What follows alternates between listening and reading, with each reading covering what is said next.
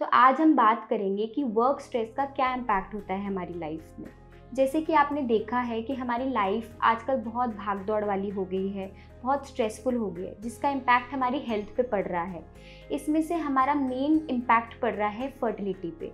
तो आज मैं आपके साथ कुछ टिप्स भी शेयर करूँगी जिससे आपको लगेगा कि आपका stress to outcome this fertility factor थोड़ा कम हो जाएगा। तो इस वीडियो को आप एंड तक ज़रूर देखिए।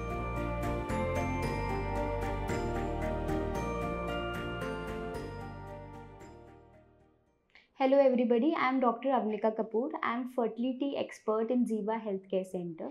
तो आजकल आप भी बहुत सुन रहे होंगे कि कुछ फैक्टर्स हैं जो कि हमें प्रेगनेंसी कंसीव करने में बहुत ज़्यादा दिक्कत कर रहे हैं। हमारी प्रेगनेंसी अगर होती है तो हेल्दी नहीं होती, या अगर नहीं होती है तो बहुत लंबे टाइम तक आप फर्टिलिटी ट्रीटमेंट्स ले रहे होते हैं। तो इसमें से सबसे बड़ा मेन रोल होता है वर्क का। अगर हमारी लाइफ स्ट्रेसफुल रहेगी, वर्क स्ट्रेस रहेगा, तो कहीं ना कहीं ये हमारे हार्मोन्स पे ज़रूर इम्पैक्ट करेगा। तो बहुत ज़्यादा फैक्टर्स हैं जिससे हमारी वर्क हमारे लाइफ को स्ट्रेसफुल बना रही है और जिससे हमारे हार्मोन्स इम्पैक्ट हो रहे हैं। सबसे बड़ा फैक्टर है मेंटल स्ट्रेस। अगर आपके मेंटल लेवल पे स्ट्रेस लेवल्स बढ़ते चले जाएंगे तो आपका रिप्रोडक्टिव सिस्टम हैम्पर होगा, जिससे आपके हार्मोन्स कम जनरेट होंगे और आपकी फर्टिलिटी को बहुत ज़्यादा एक बड़ा डिसएडवांटेज है। आप कितना भी लंबा ट्रीटमेंट ले लें, कहीं पे भी आईवीएफ बड़े बड़े सेंटर्स में चले जाएं, बट अगर आपकी खुद की पर्सनल लाइफ बहुत स्ट्रेसफुल रहेगी तो आपका ये मेंटल स्ट्रेस लेवल कहीं ना कहीं आपके रिप्रोडक्टिव सिस्टम को हैम्पर करेगा। दूसरा फैक्टर है फिजिकल स्ट्रेस। अगर आपका वर्क पैटर्न बहुत ज़्यादा हेक्टिक या बहुत ज़्यादा फिज़िकल एक्टिविटी, बहुत ज़्यादा उस वर्क पे फिज़िकल एक्टिविटी चाहिए, तो वैसे भी हमारे हार्मोन्स जो होते हैं वो कम प्रोड्यूस होते हैं।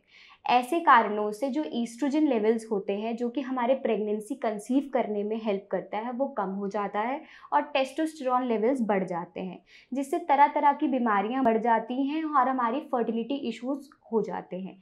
इवन इफ अगर हम ट्रीटमेंट्स ले रहे हैं और हमारा फिजिकल और मेंटल स्ट्रेस लेवल्स बहुत हाई है, तो हमारे फर्टिलिटी ट्रीटमेंट्स का इम्पैक्ट पड़ता है और हमें पॉजिटिव रिजल्ट्स नहीं मिलते हैं।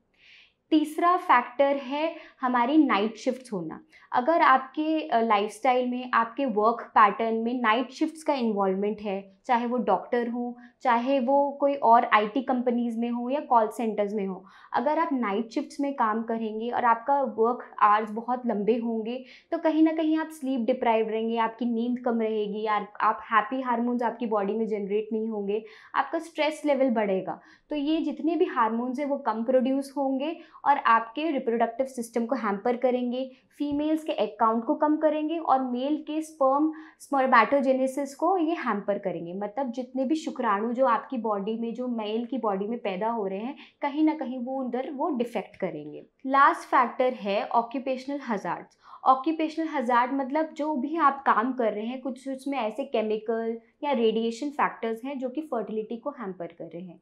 जैसे कि डॉक्टर्स जो रेडिएशन में बहुत ज़्यादा काम करते हैं, रेडियोलॉजिस्ट, उनकी कहीं ना कहीं रिप्रोडक्टिव सिस्टम पे ये प्रॉब्लम करता है और जितने भी एग काउंट या स्पर्म काउंट ये लो करता है मेल और फीमेल में।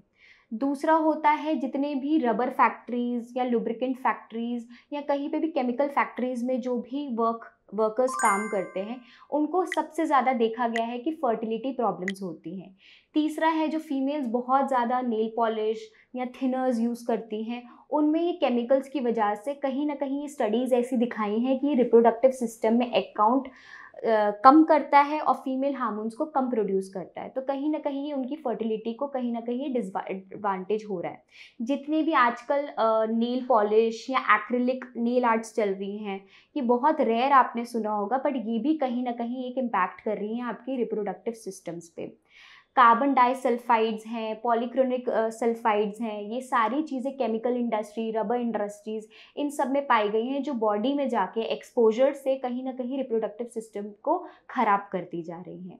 तो मेरा मानना है कि जितना आप अपने वर्क स्ट्रेस लेवल्स को कम करेंगे, अगर आप उसको अच्छे तरीके से मैनेज करेंगे, तो कहीं ना कहीं आपको इसका एडवांटेज होने वाला है। कोविड टाइम में भी हमने ये देखा था कि जब लोगों का वर्क फ्रॉम होम हो गया था या 2 साल में वो ज़्यादा से ज़्यादा एक दूसरे के साथ टाइम कपल स्पेंड करते थे, तो उनका जो फर्टिलिटी रिजल्ट है वो ज़्यादा पाया गया था। ये स्टडीज़ भी बताई हैं कि कोविड टाइम में सबसे ज़्यादा प्रेगनेंसी आउटकम्स हुए हैं।